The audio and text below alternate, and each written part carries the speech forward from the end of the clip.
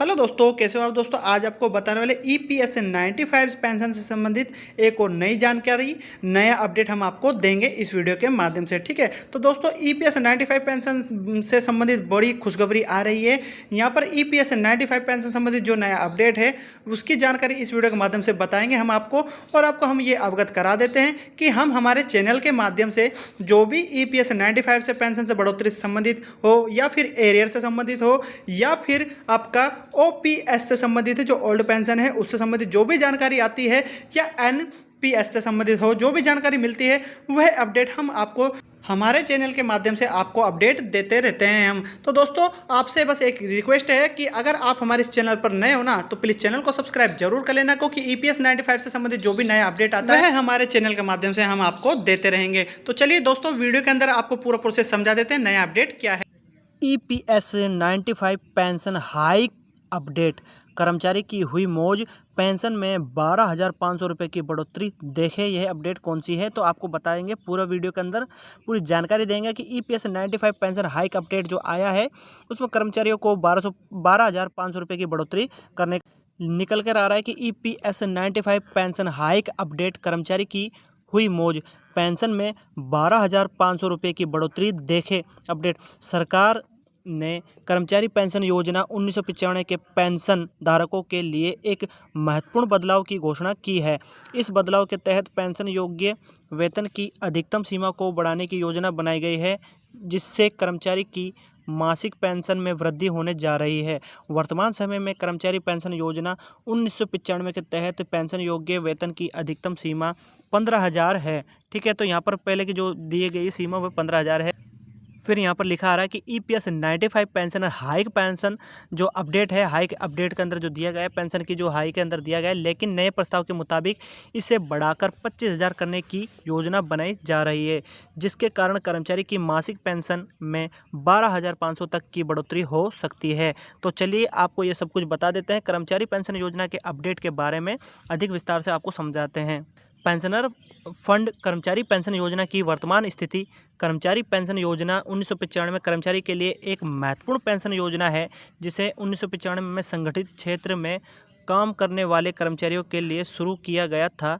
यह कर्मचारी पेंशन योजना कर्मचारी भविष्य निधि संगठन के द्वारा संचालित की जाती है, और इसका लाभ उन्हीं कर्मचारी को दिया जाता है जो कि ईपीएस पेंशन में न्यूनतम पेंशन 1,000 रुपये से बढ़ाकर 9,000 देखें। और कर्मचारी वित्त मंत्री के हिसाब से जो एक गिफ्ट दिया गया है, जिन्होंने कम से कम 10 वर्षों तक सेवा की है, कर्मचारी पेंशन योजना के तहत कर्मचारी के वेतन का 12% उसके पीएफ खाते में जमा होता है, जबकि नियोक्ता भी समान मात्रा में योगदान करता है।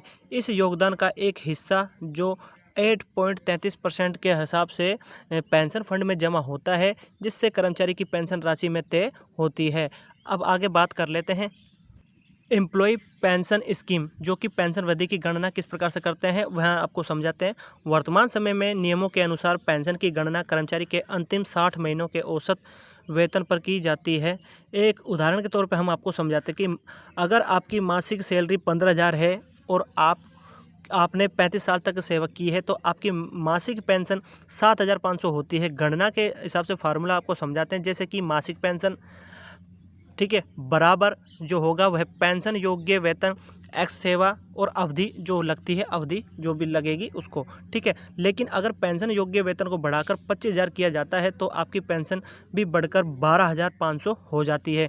यह बदलाव कर्मचारी के लिए एक बड़ी राहत साबित हो सकता है, खासकर उन लोगों के लिए जिन्होंने लंबी अवधि तक सेवा की है।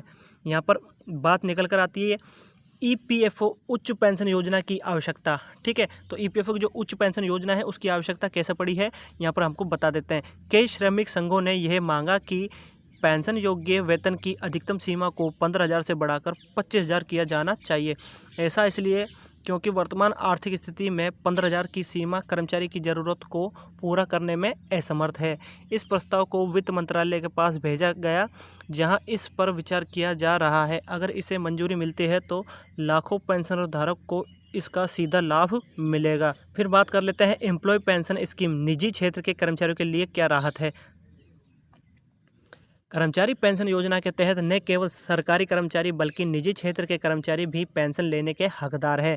अगर आपने किसी प्राइवेट कंपनी में काम किया है और आपका पीएफ कटता है तो आप भी इस कर्मचारी पेंशन योजना का लाभ उठा सकते हो। यह कर्मचारी पेंशन योजना संगठित क्षेत्र में काम करने वाले कर्मचारियों के लिए है और इसमें शामिल होने के लिए कर्मचारी को 10 वर्षों तक नौकरी करनी होती है। रिटायरमेंट के बाद 58 वर्ष की आयु पूरी होने पर पेंशन मिलनी शुरू हो जाती है।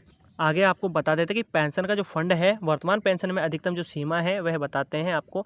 अगर वर्तमान नियमों के अनुसार देखा जाए तो 15,000 की पेंशन योग्य वेतन सीमा के तहत अधिकतम पेंशन 7,500 होती है।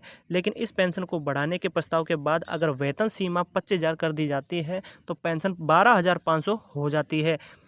यह बदलाव कर्मचारी के लिए एक आर्थिक रूप से फायदेमंद साबित हो सकता है, खासकर उन लोगों के लिए जो अपनी नौकरी की सेवा अवधि को पूरा कर चुके हैं। आगे बात निकल कर आती है कि ईपीएफओ द्वारा पेंशन में जो बदलाव की प्रक्रिया है वो कर्मचारी भविष्य निधि संगठन ने फिलहाल उच्च पेंशन योजना की गणना की प्रक्रिया की घोषणा नहीं की है। पेंशन गणना की प्रक्रिया में परिवर्तन आने पर अधिकतम जानकारी उपलब्ध कराई जाएगी आपको। और वर्तमान में कर्मचारी को नियोक्ता दोनों की ओर से योगदान के आधार पर पेंशन तय होती है और इसे बढ़ाने के लिए कर्मचारी भविष्य निधि संगठन नई गाइडलाइन जारी कर सकता है। तो दोस्तों EPS 95 पेंशन से संबंधित जो भी नया अपडेट आता है मैं मेरे चैनल के माध्यम से आपको हरदम देता रहता हूं। तो दोस्तों इस चैनल को प्लीज़ सब्सक्राइब जरूर कर लेना, क्योंकि हम EPS 95 पेंशन बढ़ोतरी से संबंधित हम आपको सभी अपडेट देते रहते हैं और आपको OPS, NPS, NAC के तहत जो भी नया अपडेट आता है, EPS 95 पेंशन बढ़ोतरी हो चाहे एरियर से संबंधित सभी अपडेट हमारे चैनल के माध्यम से हम आपको देते रहते हैं। तो दोस्तों मिलते हैं नए और नेक्स्ट वीडियो में, जब तक के लिए जय हिंद।